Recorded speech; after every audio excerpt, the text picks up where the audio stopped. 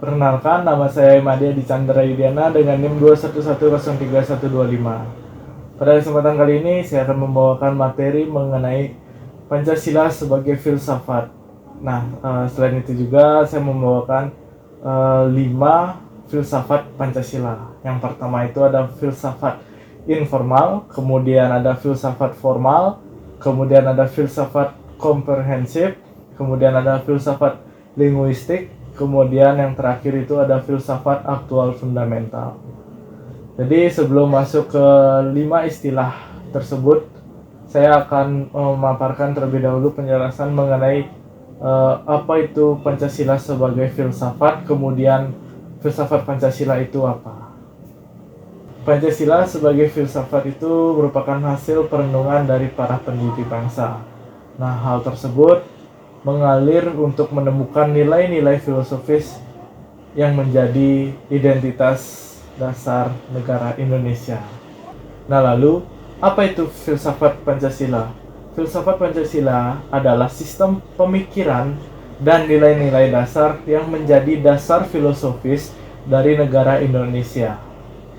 Nah, selanjutnya saya akan menjelaskan mengenai 5 makna dari istilah filsafat Pancasila itu. Yang pertama itu ada filsafat informal. Filsafat informal ini itu mencakup pemikiran serta keyakinan yang tidak diatur oleh struktur formal, yang dimana hal tersebut mencerminkan nilai-nilai, norma, serta keyakinan secara keseluruhan daripada masyarakat Indonesia. Filsafat informal diimplementasikan pada Pancasila itu melalui penghargaan terhadap keyakinan serta kearifan budaya dari masyarakat. Nah, Pancasila sebagai dasar filsafat, dasar filosofis di Indonesia ini itu memberi ruang terhadap masyarakat daripada keyakinan serta kearifan lokal dan juga budayanya. Nah, baik, yang kedua itu ada filsafat formal. Nah, mungkin tadi saya sudah menjelaskan tentang filsafat informal, dan sekarang saya menjelaskan tentang yang kedua itu tentang filsafat formal. Nah, filsafat formal itu merupakan proses kritik atau pemikiran terhadap kepercayaan serta sikap yang sangat dijunjung tinggi. Nah, kemudian itu lebih mengacu terhadap arti refleksi, yaitu sikap terbuka dan toleran. Filsafat formal itu dapat diintegrasikan ke dalam Pancasila itu melalui penekanan serta penalaran yang rasional serta etika yang terstruktur. Nah, nilai-nilai itu bisa dicontohkan seperti kita mengambil suatu keputusan dalam bermusyawarah mufakat. Nah, nilai-nilai Pancasila itu dapat diartikulasikan ke dalam prinsip-prinsip etika dalam mengambil suatu keputusan.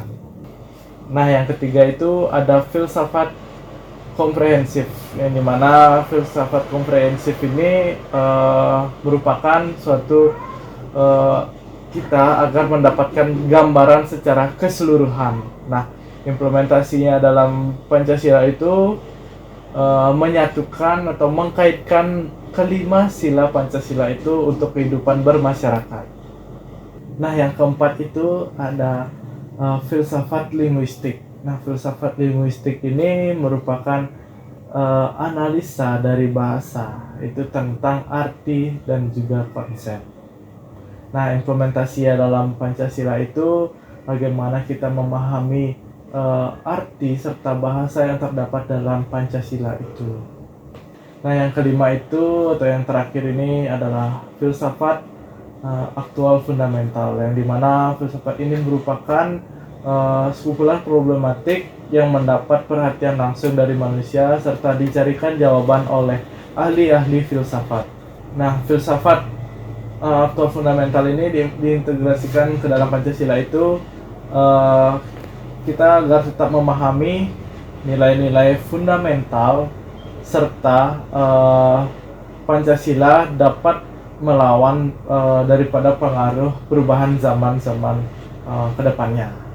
Lalu Kesimpulannya, Pancasila bukan hanya sekedar ideologi bangsa, tetapi Pancasila ini meliputi nilai-nilai filsafat dari kelima filsafat yang sudah tadi saya sebutkan, seperti filsafat informal, formal, kemudian filsafat linguistik, filsafat komprehensif, serta filsafat aktual fundamental.